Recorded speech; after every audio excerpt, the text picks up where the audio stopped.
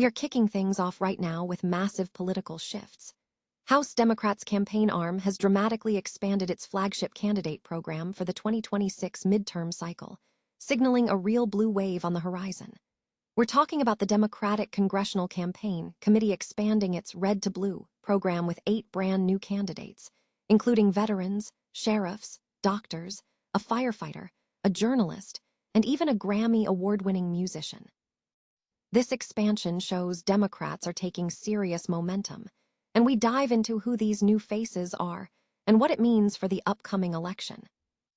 Stop using your finger for notes, sketches, and edits. This Jam Jake stylus pen gives your iPad a smoother, more precise writing feel with palm rejection so your hand can rest naturally on the screen. It charges fast, works for hours, and comes with replacement tips. Perfect for school, work, or creative projects. Check the link in the comments to grab it on Amazon. Next up, we shift gears completely and dive into groundbreaking medical science. Researchers have just published some incredibly promising short-term results from a prospective, single-arm phase 2 study on treating locally advanced rectal cancer. We are looking at the efficacy and safety of combining total neoadjuvant chemotherapy with a PD-1 blockade and IL-2 in patients with microsatellite stable or proficient mismatch repair disease. The data shows a remarkable 100% R0 resection rate, and we break down exactly how this powerful combination is changing the fight against this serious cancer. Now, let's take a completely different journey, moving from medicine to memoir and incredible human stories. Prepare to be moved as we look at the powerful journey of Salmon Arm woman Ruth Tchaikovsky in her new memoir, Would You Still Love Me? She recounts the wild ride of spending 30 years doing missionary work in Brazil, starting an orphanage, and transforming a poor town through education and community building. Get ready for an emotional look at dedication, hardship, and profound impact.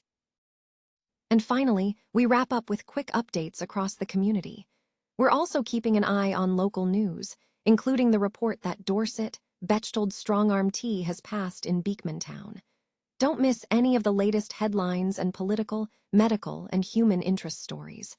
Stay with us right here for the rest of the broadcast. House Democrats are aggressively pursuing a red to blue strategy, expanding their flagship candidate program for the 2026 midterm cycle with 8 new selections. This expansion signals growing confidence among Democrats that a significant blue wave is imminent in the upcoming November elections. The Democratic Congressional Campaign Committee, DCCC, announced the new list, which includes diverse candidates such as veterans, sheriffs, doctors, a firefighter, a journalist, and a Grammy award-winning musician. The DCCC chair, Susan DelBene, stated that the momentum is strong, asserting that Democrats have the opportunity to reclaim the House majority as voters reject the Republican agenda. She emphasized that these candidates are authentic, independent-minded leaders who are rooted in their communities. The new slate features candidates across several states, including Marlene Gallon-Woods in Arizona, Jasmeet Bains in California, Jessica Killen in Colorado, Joe Baldacci in Maine, Bob Harvey and Bob Brooks in Pennsylvania, and Bobby Pulido in Texas, alongside Johnny Garcia in Texas. The inclusion of candidates in Texas is particularly significant, as the state's redistricting efforts have created new political dynamics. Political analysts suggest this expansion reflects optimism fueled by several factors. Declining approval ratings for President Donald Trump, combined with the ongoing redistricting battles that have reshaped midterm maps, with Republican-led states like Texas, Missouri, and North Carolina drawing new boundaries, have created a more competitive environment. Democrats believe they now have sufficient races to potentially flip the House majority, capitalizing on the razor-thin margins across the country. A prospective, single-arm phase II study has reported encouraging short-term results for a novel treatment regimen in patients with microsatellite stable, MSS, /defining proficient mismatch repair, PMMR, locally advanced rectal cancer, LARC. The study evaluated the efficacy and safety of total neoadjuvant chemotherapy, TNT, combined with a programmed cell death protein 1, PD-1, antibody, sintilimab, and interleukin-2, IL-2. 33 patients, aged 18 to 75, with locally advanced rectal tumors staged as CT34NNEM0 or CT-NENM, were enrolled.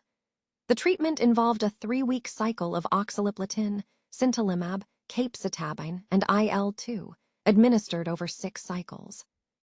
Key findings indicate a significant pathological complete response, PCR, rate of 42.4%, 95% CI, 25, 68-59, 16%. The remaining 57.6% of patients showed a partial response.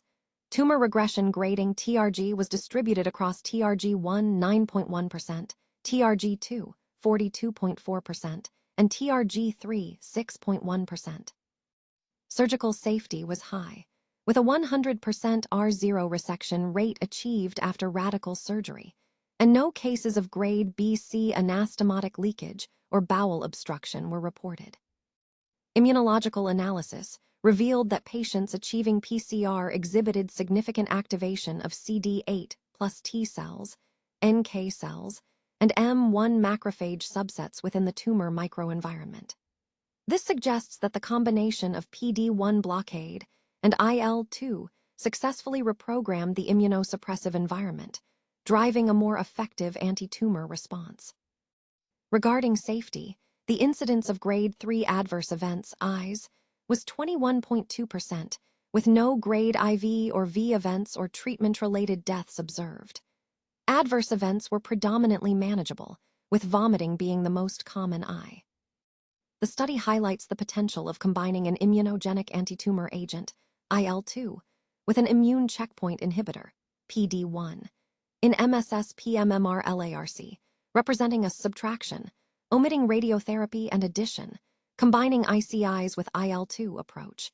The observed PCR rate of 42.4% is noted as being higher than rates reported in previous studies for similar regimens.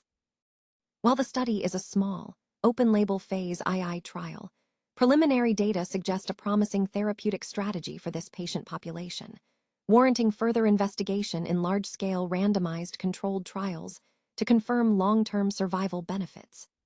The strategy of omitting radiotherapy was associated with reduced long-term adverse effects on the intestine, bladder, and sexual function, and a shortened interval to surgery may mitigate post-operative complications. Salmon Arm resident Ruth Tchaikovsky has released her memoir, Would You Still Love Me?, detailing the extraordinary 30-year missionary journey her husband, Earl, and she undertook in Brazil between 1970 and 2000. The memoir chronicles a transformative period that evolved into the Mount Horeb Training Center. Based in the impoverished town of Itaperuçu, Brazil, the couple began by establishing an orphanage. Recognizing that simple handouts were unsustainable, Ruth initiated a program to teach local women marketable skills, starting with textile work in a converted building. This initiative rapidly expanded to include a literacy class, which necessitated the creation of a daycare, eventually leading to the establishment of a comprehensive educational institution offering daycare, kindergarten, and schooling, serving the entire town. Beyond education, their work expanded serendipitously. After receiving a donation of dental equipment, they launched a dental clinic. Further inspiration came from an orthodontist who joined their efforts, leading to the addition of medical services and a soccer school, causing the mission to bloom in various directions. Ruth began documenting these experiences in 1975 and finally compiled the memoir with the help of her daughter, Lynn Lagor, 3 years ago. The title reflects a personal spiritual struggle regarding faith amidst hardship, particularly following the death of her son. Tchaikovsky described the 30 years as a wild ride, filled with hardship but immense good. After returning to Salmon Arm in 2000, the couple made annual visits until 2018. They recently celebrated the 40th anniversary of their mission and school in 2024, where local officials acknowledged their profound impact, stating that the city's development is intrinsically linked to their contributions. Copies of the book are available for purchase, with proceeds supporting the mission. Dorset, Bechtold strong-arm incident reported in Beekman Town. Local news outlets are covering the details of the event. For the latest updates, Readers are encouraged to subscribe to the Sun's daily briefing newsletter for immediate headlines delivered to their inboxes.